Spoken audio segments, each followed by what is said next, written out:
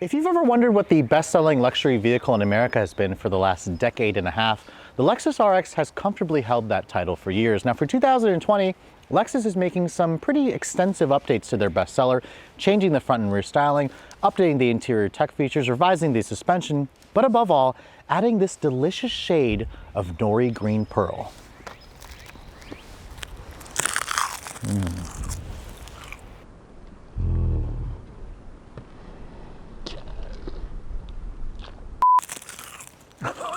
All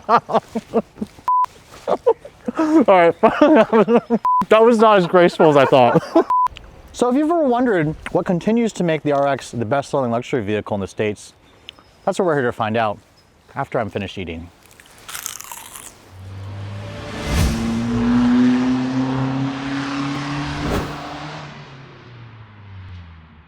So typically I start out these reviews with an introduction, then we go into the exterior walk around, interior. There's like a whole schedule that I usually go through with every video, but I thought I would mix it up a little bit to kind of keep you guys on your toes. So I'm gonna start off this video with driving the RX, because let's be honest here, people buy a Lexus RX for several reasons, but the number one reason has always been its plush and cushy ride quality. And Lexus actually said that they tweaked the suspension on the 2020 model to give this car better handling and an even cushier ride quality. Now, sitting in these seats, I have to say that the RX still offers one of the most plush seats that you can sit in. The leather is really high quality feeling. They're really soft, really supple, really supportive.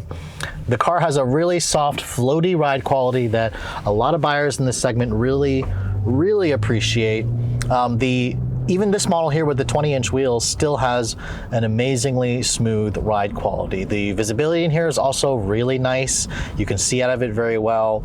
It's very quiet in here. I mean, this particular one here is the hybrid version, which means it has the ability to run on electric power alone up to about 20 miles an hour or so. Right now, it's showing EV mode over there in the tachometer. So we're just cruising along with no engine. And if you put your foot down just a little bit though, this is the older three-motor hybrid system from Toyota and Lexus. So it doesn't really allow that much cruising on electric power alone. As soon as you put your foot down a little bit, you can hear the gas engine turns on to provide additional power for this vehicle. Basically, if you always wanted a smooth and serene luxury cruiser, the RX has always been that vehicle to fit the bill. And this new one, with the new tuning for the suspension, the tweaks to the steering, this is an even more plush car. Handling wise, I wouldn't say this is any sportier. The RX has always been a really soft and just numb feeling car, and it's still kind of the case even with the tweaks to the suspension. So how a vehicle drives is always important, but the other part where Lexus is really doing well in terms of their reputation has always been interior quality. So let's look at some of the changes that Lexus has made for the 2020 model. So another area where Lexus is very much well known for can be found when you look at their really plush interiors, especially the Lexus RX. This interior has long been the standard in terms of build quality, in terms of luxury, in terms of just overall refinement. Now the door there, I was surprised, didn't really have that solid of a thunk. There was actually a slight rattle too, so that wasn't really nice to hear. Now looking at the rest of this cabin, I have to say, if I was looking at this interior back in 2010, I would be very impressed with the design. But today in 2020, I have to say the steering wheel looks pretty old. It even has kind of this old school wood. The wheel itself does have some really nice leather. I like the bronze color that you have on the Lexus badge. But as you can see here, very old Toyota cruise control stock. They've been using this little piece here for like the last 20 years. The window controls, one touch for all four. They actually do have a nice high quality feel, and the materials in here are pretty good, although I will say some of the competitors from Europe have really stepped up their game and have real more leather stitching, real aluminum, real wood. The Lexus has some real wood trim, but I'm not really the biggest fan of the way the wood trim looks. The aluminum trim look that you see here is actually not real. It's just a silver painted plastic, but overall I think there could be more stitching on the door panels, and on the dash here it's got some faux stitching, but I think that it just has a look that really reminds me of the early 2000 eras. It almost seems like Lexus hasn't left that. Now the biggest change that they've done for 2020 is this infotainment system. What they've done is they've actually pushed the screen a little bit further. It's a 12.3-inch display. This was the first Lexus model to get this large display, and it actually matches the size of the Toyota Highlander, the new version. And the biggest addition, they finally made this a touchscreen. So of course we all kept complaining about the horrible remote touchpad interface, and Lexus has finally made this thing a touchscreen, which really is the biggest addition that they could have added for the longest time. I don't particularly love the interface still. For example, if you push the menu button down here, this brings you all your different usual sources and whatnot. Going back to the CarPlay, that's kind of where this thing really looks impressive because it takes up the entire screen. But overall, I do find that the screen, even though they pushed it forward, is still a little bit too far back for my reach with my short arms. Now, putting the vehicle into reverse, you can see there is a full 360 camera with this car.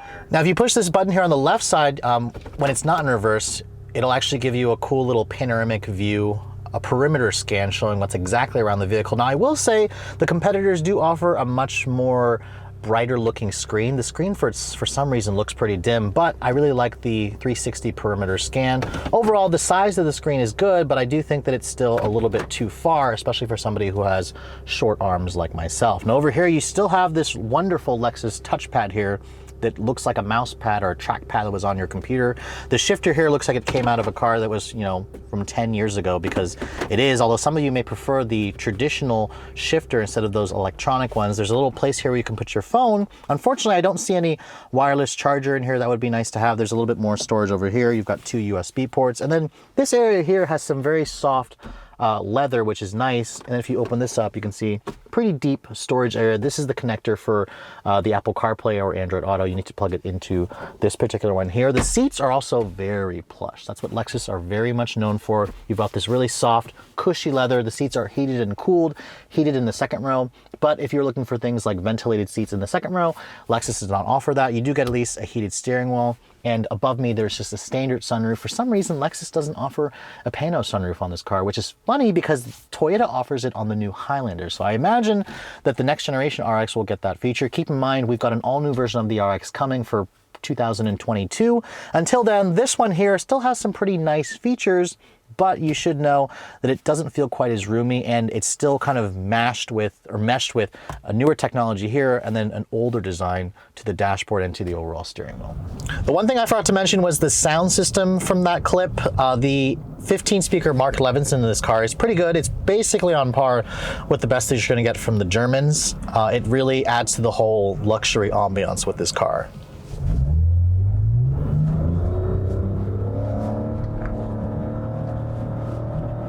That was a really interesting noise that this car made when I put my foot down, so let's pop open that hood and see what's powering this thing.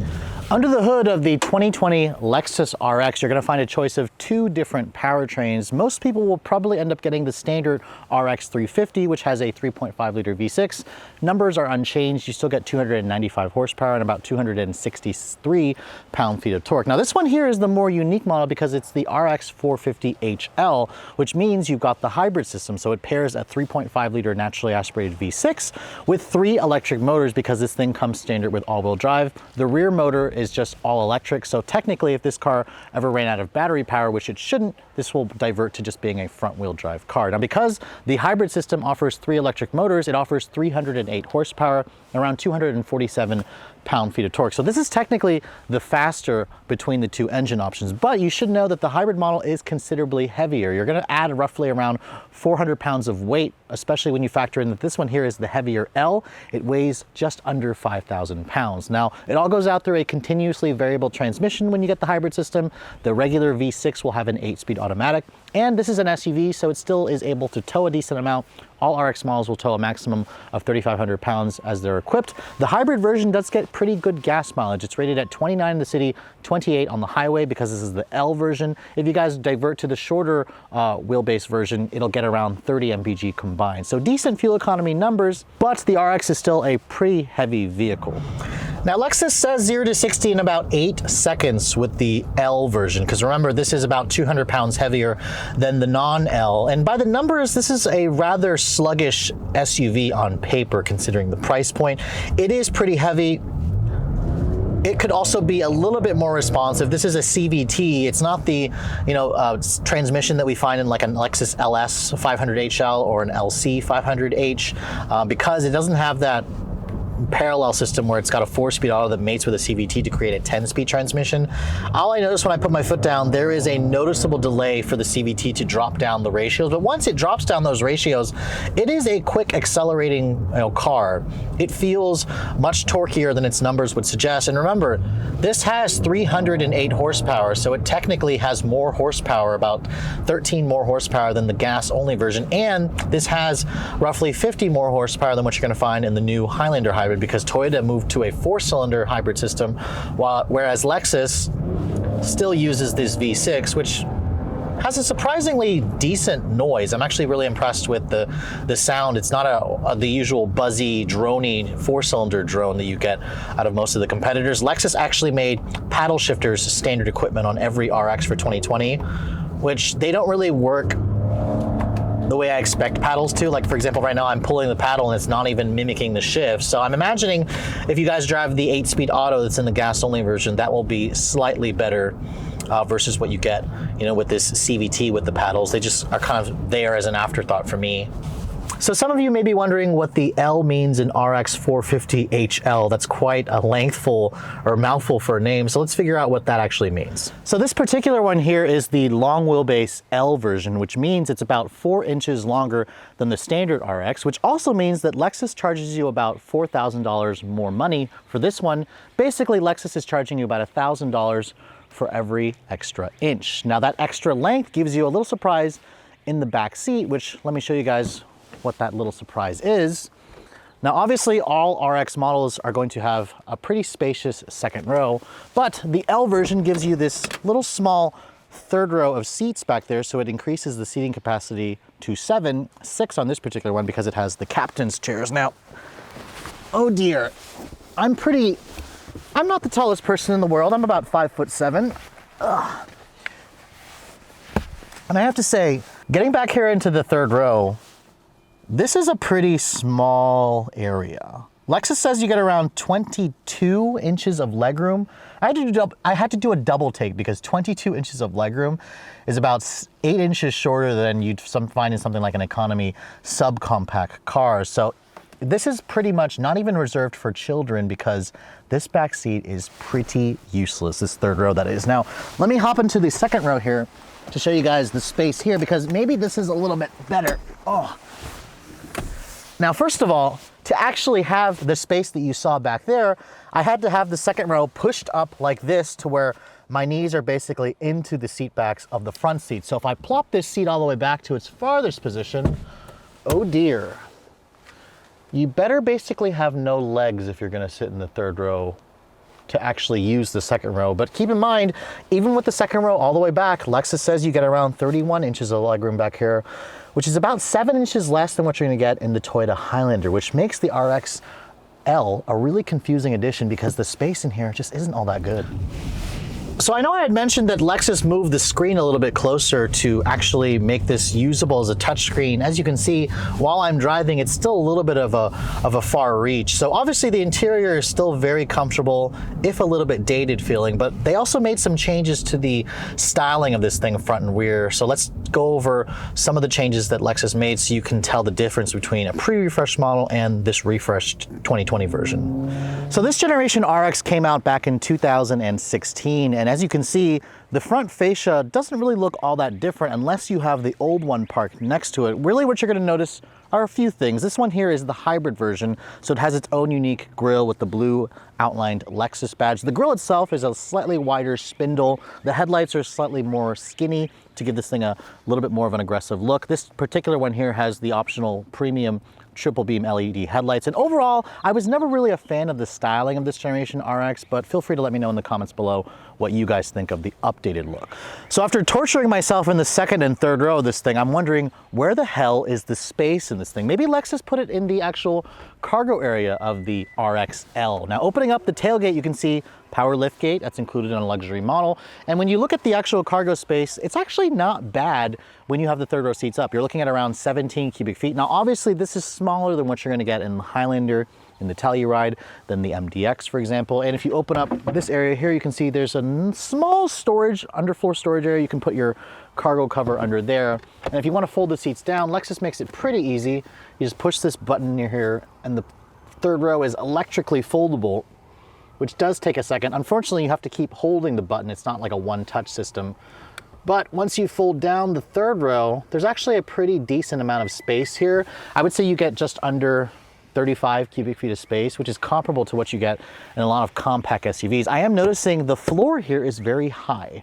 I'm not entirely sure why the load floor is pretty high. If you fold down the second row as well, Lexus says you get around 58.9 cubic feet of space, which is pretty paltry. I was expecting something like this would have around 75 cubic feet of space. This is less space than what you're gonna get in something like, you know, a Toyota RAV4 that would have more cargo capacity. Now, closing this rear liftgate, you probably noticed the styling is also a little bit different when you look at the back. The tail lights are mostly just refreshed. They are a full LED design now. Lexus has replaced the incandescent turn signals with an LED turn signal, and they have a slightly different look to them. But overall, you probably need to park this car next to the old model to see all the changes. So the Lexus RX may not be the most engaging car to drive. I mean, let's talk a little bit about the competitive set here. You can compare this car to an Acura MDX, obviously, the Lincoln Aviator. You can compare it to the German competition, the Infiniti QX60. I would argue that a lot of people probably don't cross-shop this with a lot of the German competitors. They are considerably more expensive. The RX caters to a specific type of buyer. MDX is probably the biggest cross-shopper with this car. The Acura is far more sporty than the Lexus, but I would say that the Lexus has a slightly better infotainment system, especially now that they've added the touchscreen interface. It's got a softer ride quality. The seats are also very plush, but the problem with this car is that horrible interior, which isn't very useful in terms of space. The lack of space in this car for how big it is on the outside is just perplexing to me. I mean, obviously you can tell that Lexus was very much rushing to give dealers a car that had a third row, even though it's just a third row that's practically useless even for kids. So for the next generation model, which is coming for 2022, there are a lot of expectations here because Lexus have always dominated this segment, but we've got cars coming up like the Genesis GV80, of course, the new Lincoln Aviator. It's going to put a big, nasty dent in the Lexus's armor. So unless they do something super drastic for the next gen model, I wouldn't expect this to continue to be the best-selling luxury vehicle in America. There are a few weaknesses that are really easy to point out in this car, and it doesn't really make sense as the long wheelbase version. I think that more people are obviously buying the short wheelbase RX, and there's a reason for that.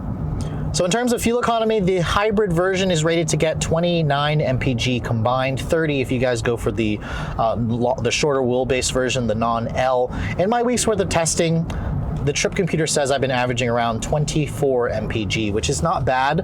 I got better mpg in the Highlander hybrid that I had a couple of weeks ago. That one got roughly a couple mpg more. On the highway, it would do significantly better. So obviously the 6-cylinder model is going to be a little bit thirstier, but I do like and appreciate the extra power that this gives you. So I'll be curious to see whatever Lexus decides to do. I think they should beef up the battery on this car and make it a plug-in hybrid. We should be able to get like 50 miles on electric only range. They've got that coming up in the Toyota RAV4 Prime, so I would like to see that powertrain make it over to a Lexus model.